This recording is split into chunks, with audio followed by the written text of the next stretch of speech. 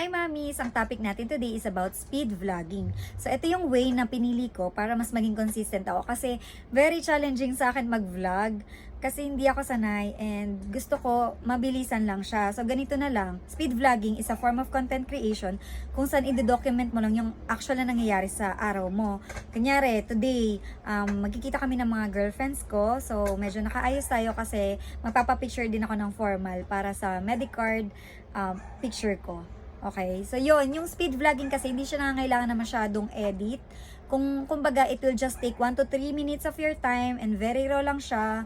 So, pwede mo na siyang i-post agad-agad. Kasi medyo challenging talaga sa mga mamis yung mag-shoot pa ng mga vlog. So, ganito na lang, okay?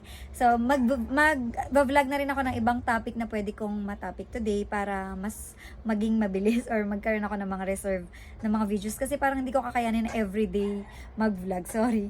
Yun. So, abangan nyo na lang yung mga ipopost ko. Thank you. That's it. Bye.